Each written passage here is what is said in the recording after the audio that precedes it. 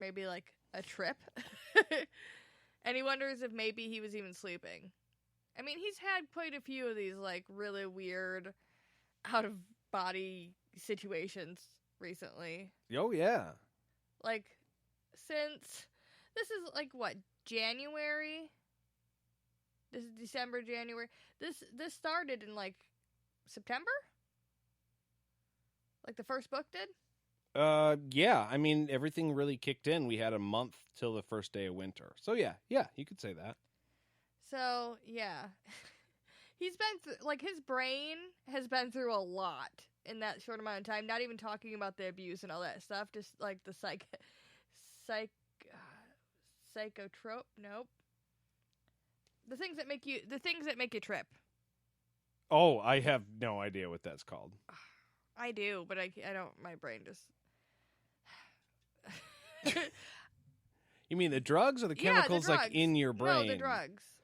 Oh, you mean psychedelic drugs? Yeah. Yeah. Well, I don't know why my brain wouldn't use that word. And we're live, so I'm like, oh my God. And I think that's probably why my brain was like, nope. Ha ha ha. That's not a bad thing to like blank out on. Had you had the word right on the tip of your tongue, then maybe somebody could assume something about you. But no, you don't know anything about that. Psychotropic drugs. Psilocybin. Oh, I've heard about psilocybin. Yeah, everything that you're saying sounds right. Then my brain was like, nope. You don't know any of this shit. Ha ha ha. Look at just that fast. Al says that would have been the 3rd week of October. They had 6 weeks. Okay. Boom. Even less time than I was giving him. Yeah, absolutely. I guess he's been through a lot mentally. So I feel like I would just assume I've been on a trip since I got bit by that snake vine. Yeah, no shit. That's the thing that started it all off. You haven't really been home since that happened. Right. At this point, Verna asks him again if he wants to shave because, like, you're not a prisoner. See? I'm helping you. Isn't this helpful? I love this exchange. He's like, "Oh yeah, you gonna take the collar off? You gonna let me go?" Well, no. He's like, "Then fuck you, no shave." And apparently, it does annoy you. So now I'm definitely not doing it. So at this point, I feel like it's time for a beer break. Oh, I absolutely agree. Total transparency and disclosure here, guys. I have not even had my beer yet. I wanted to make sure that we were here at 6, and my beer is exactly 10 inches away from my reach with this microphone in front of me. So, I mean, I'm almost here. I'm going to do it. I feel like you could tell I'd started drinking already, so that is what it is. Okay. Much, much better. So good. Okay. I have to, here we go. All right, we're good. Thank you for following me this far. Tonight, we are drinking Self-S'morantine, also from Perrin Brewing Company. So, this is a really, really cool beer. Obviously, I'll say everyone is aware that we were under quarantine, and Perrin Brewing felt that because they're, used to having a room full of people drinking their beer. And because they couldn't, they wanted to keep interest, I guess you could say, and they decided to make a beer by vote. So the premise was that first they asked people, okay, what style of beer should we make? And people voted for a Russian Imperial Stout. And then they asked, what flavors should we add into this beer? And people voted vanilla, chocolate, and marshmallow. Mm-hmm. And so then they asked people to submit, and then vote on a name, and they called it Self-S'morantine. So it's a completely unique beer. No guarantee that it's ever going to be made again. And in fact, it probably won't be made again because they do a lot of these one-offs. And it's like, enjoy it while it's here. Yeah. You know? But I think this is fantastic. It has literally everything I just listed off. It's an imperial stout. It's very strong. Vanilla, chocolate, marshmallow. Yes, it tastes like s'mores. It smells delicious. Oh, dude, they smell so good. It's weird because I don't think about the way a beer smells until I get right over the pint glass. And I was like, oh, fuck, that's good. But this is one of those beers where it's like you crack the can and you just know. Well, when you think about the smell of beer, you think about like that yeasty like beer from last night smell. Like, yeah, just ew. But that's not what that's not what it smells like all the time, guys. and if it does smell that way to you, there's a better way. Yeah. Yeah. We will introduce you to things that you will enjoy. Can we send beer through the mail? Is that a thing? There's definitely people who send mail through. Nope.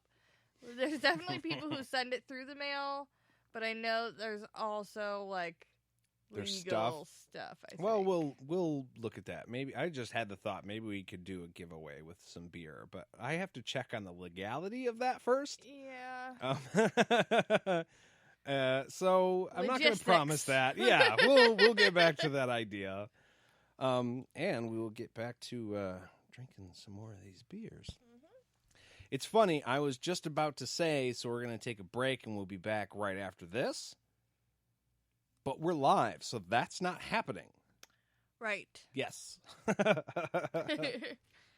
No commercials for you guys. That's right. Straight to the front. Let's go. So, when we go back into the story, Richard is brushing the horses out. This is the second time. In the last chapter, we didn't talk about it a whole lot, but he was spending a lot of time with the horses, too, because he'd rather spend his time with them than with Verna. He would rather, but apparently that's also his job. Yeah. He has to take care of all three horses. Yeah. Because Verna, again, won't do anything to help. Right. She's refusing to do anything at all. But that is just like what Al said in the last episode. That is a control thing, for sure. Oh, absolutely. She's like choosing, I'm not going to do a fire. I'm not going to take care of shit. Not because I can't, but because I don't want to. Lazy bones.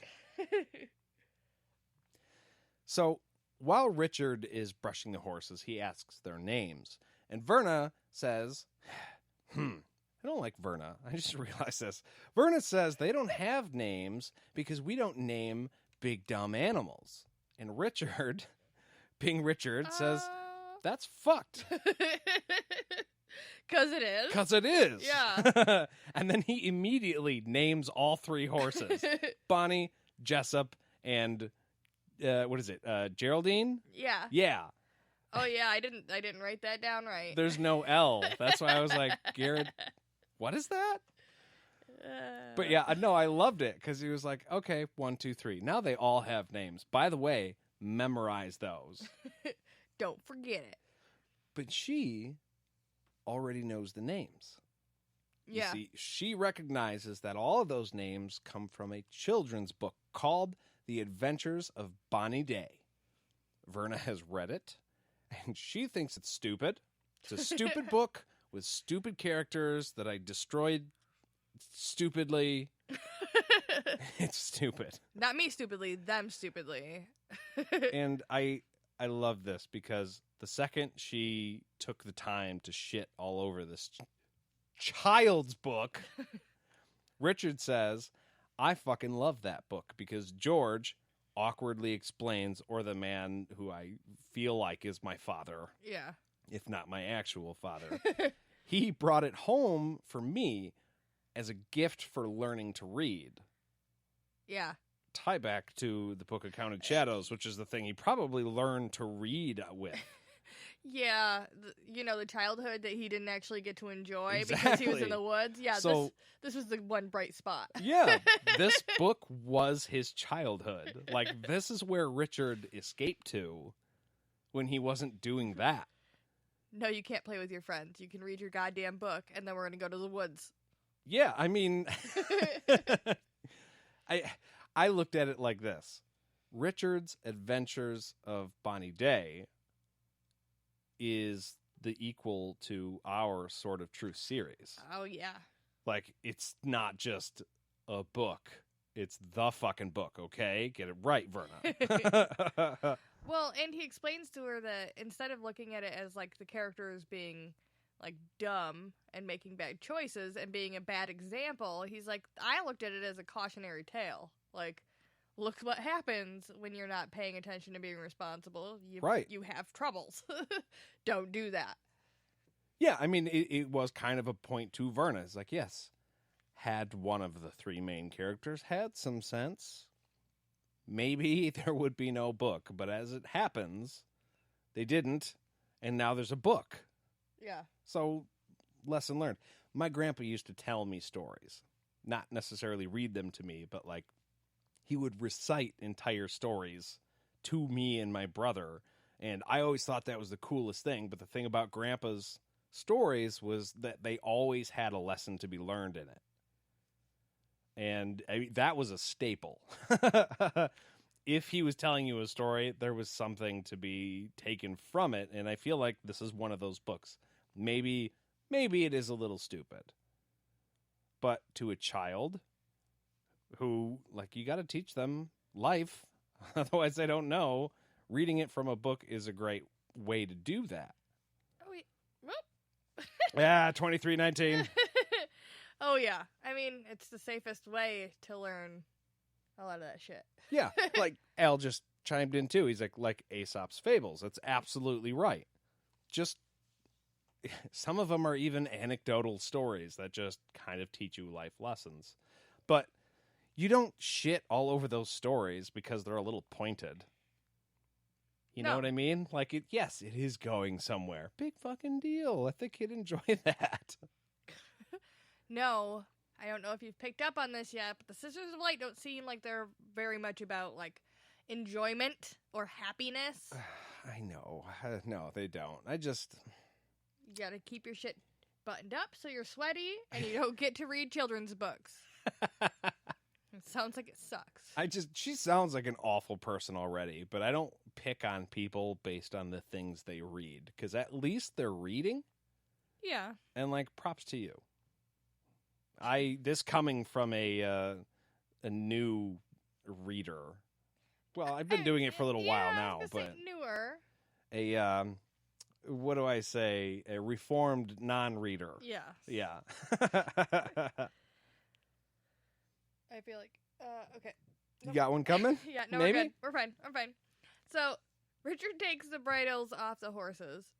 He keeps the reins, but puts the spade bits on the ground and destroys them with the sword. It happens a little more dramatically than that. Sorry, I read it off a little bit. It's okay. No, Verna looks over at Richard, and he's like, I'm going to destroy the bits, Verna. And then he screams and smashes them into the ground, and she starts running at him like, what the fuck are you doing? It was very cinematic to me, very slow motion. Well, yeah, no, I did like the way he kept talking to her as he was slowly doing all of this. Like, you see what I'm doing. Right. You can't stop me. Because we're going to destroy the bits. I feel like she was to him in like 10 seconds. Yeah. So he could have either explained everything of what he was doing, like in the book, and then had Verna like run up and stop him, or she could have been like, what are you doing? Smash. I'm destroying the... No, I have destroyed the bits. That's done now. Yeah. I don't feel like there's time for everything. But Richard is trying to make a point here. He makes it. Oh, yeah. No, point made. You're right. He tells Verna that these bits are cruel and that he is not going to let her use them. Right. He's like, no, not around me. We're not going to fucking do this. If we're going to ride horses, we're going to ride horses the right way. Yeah, I mean, you have me in a collar and you're leading me around. That's enough abuse for one day. So let's not also abuse the animals, okay? What Richard does here is essentially the equivalent of breaking somebody's window when they leave their dog in a hot-ass car.